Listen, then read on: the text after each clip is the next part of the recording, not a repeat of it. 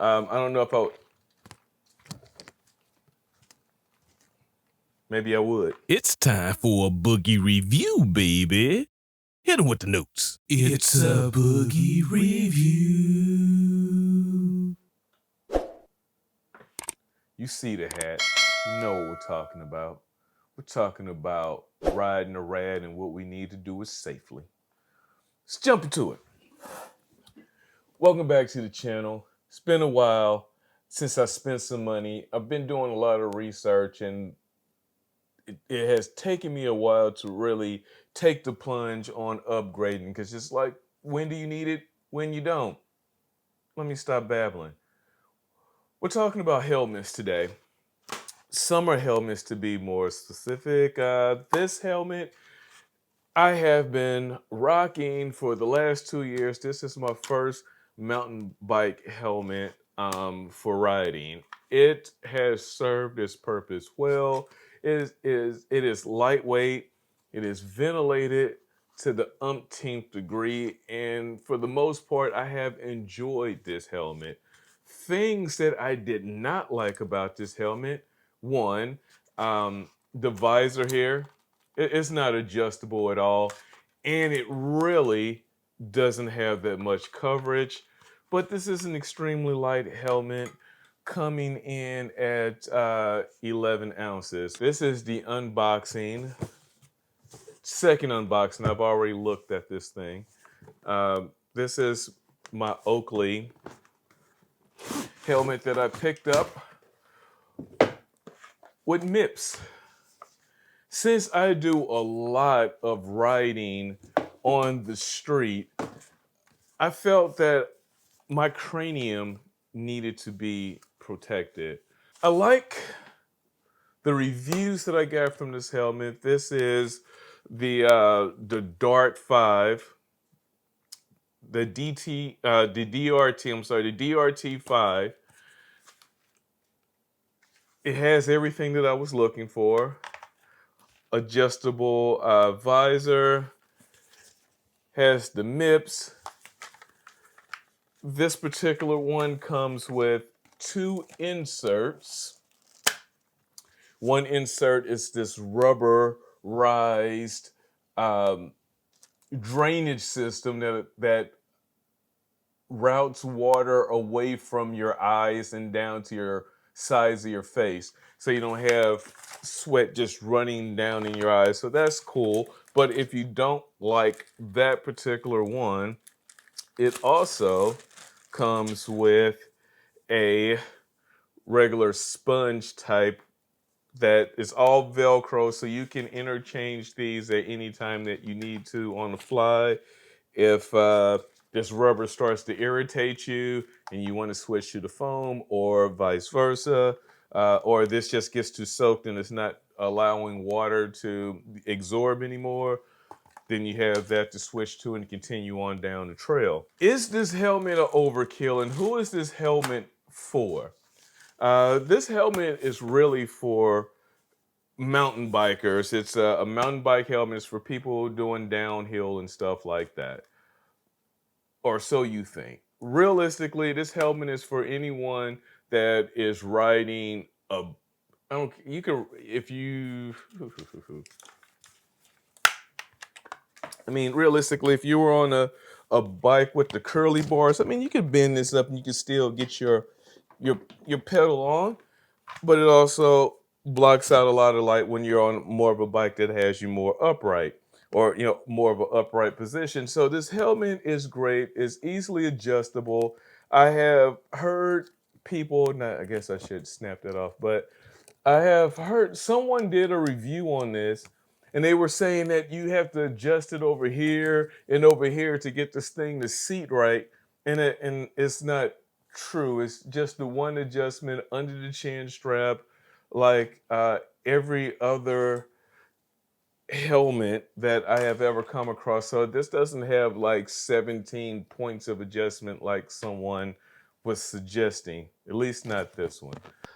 The one thing that I can say is the adjustment system. I wear a large.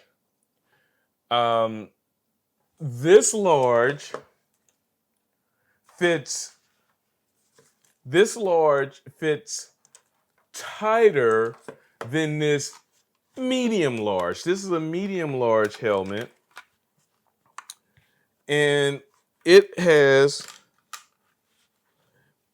it this one has more room to adjust and get tighter than this one does. Okay? Now, the one thing that I can say the difference in between the two, you can feel the difference in between this head strap and this one. I can honestly say this one feels more comfortable, and this is the cheaper one. This is the cheaper helmet. This helmet probably cost me about $30 or so. This one cost me $100. Um, it feels like there is a narrow band circling my head. And we're going to get this out on the trail and see how this really feels after a day of riding. So the first quarter ride, because I haven't made it anywhere, just made it out of the sand dunes over there. So the first part of this test, I rode with the helmet loose so I can actually test the grooves inside of this helmet to make sure that it is performing it's performing the way it is supposed to. I'll check back with you shortly. So far, fell a couple times. Bags are still holding on tight. Don't ignore my cheap fanny pack. It serves a purpose. Okay, so I've been riding with this helmet for the last couple days, and I think I can finally form a reasonable opinion of this helmet. Okay, so this helmet is good. This insert, I'm on the fence about it. So it's the insert with the rubberized troughing system. I guess that's the best way to put it. But it does allow the water to go back and get out of there. But man, it's like when it does open up, man, it's like a river around your head when it finally does. Horseflies. When it finally opens up, so you can get a huge gush of water there. Mind you, I am sitting still. I am sitting still right now, and that's a small factor. But I don't want to lose my glasses here, but I do enjoy that part of it. This helmet overall, from a scale of 1 to 10, with this insert in it right now, I'll give it an 8. I'll give it a strong 8. 7.58. 7.58. Things that I don't like about it, right off the bat, is something that they really need to change. And I don't have on gloves, and this may be something that makes it easier or harder, but the knob that you adjust your head strap with here, look how tiny this is. I mean, it looks nice, it works, but look how tiny that is. You know how hard that is to deal with when your hands are sweaty? And that was and then trying to get it tighter, it just seemed to really just not want to. Yeah, my hands are a little big, and this little knob, they need to adjust that. My cheaper helmet with the bigger knob on it looks a little goofier, but I appreciate it more. So this is the Oakley DRT5, 7.5 for the helmet. I'm gonna change the insert, and if the insert should make me change my mind a little bit differently about how the water runs off your face when you just kind of sitting still, cooling down. It's just, man, it's like a river. if you adjust your head right, and then, you know, if you lean your head over, you lean your head back and then you lean your head forward, man, it's just a rush of water. So it initially keeps the water out of your face, but changing conditions can have that water pouring, especially if you're looking down trying to find roots and things, you're trying to find your footing or something like that. You can have huge gushes of water, and that's what I have been experiencing right now with this insert. Um, and it's what I'm saying is it's much different than just your normal when you're just sweating, because you know you have like the continuous thing going on when you're sweating. This is just like a quick river.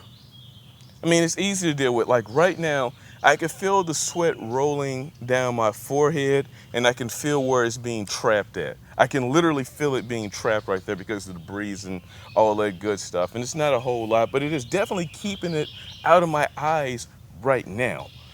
But if I adjust myself wrong, it's gonna run down like when I had took my glasses off, because when I looked down, that water would come from my temples into the in and pool up in the lenses. So I don't know if that's something that all helmets would do, or is it just this particular insert for the system that they have going on. Good for me sitting here talking to you right now, because I can literally feel the water just sitting there pooling. But bad if I was to ride and when I was trying to set things up and I looked down, then I had this huge gush of water. So it's a little distracting, and depending on what it is, it could take a lot of time away from something. So pros and cons to everything. Helmet, 7.5. With the insert, it would be an 8 if they do some modification to the tightener for your adjustment band. I've been riding this helmet for 3 days now, for good periods at a time. Oh, and it's easy. It's nice and ventilated, so you can scratch your head if you need to. Uh, Overall, 7.5 with everything that it has right now. My opinion, it would be a 8.5 if this band maybe went back a little further or so it could put the water behind your head more, so it could just send it behind your ear instead of down your temple. And if they adjust, make the knob for your band to adjust your head strap, headband, for the to keep it tighter. If they adjust that to where it's bigger, so it fits in more hands easier, that would be a great improvement, and that would easily push it to an 8.5 for me. But that is the end of my review of the Oakley DTR5. I still would buy this helmet again. Yeah, I still will buy it again. It's not horrible. It's just a couple things that need to be adjusted. I'm going to take this one band out of here and put the regular sponge in there, and I bet you that'll call it a day for me. Peace.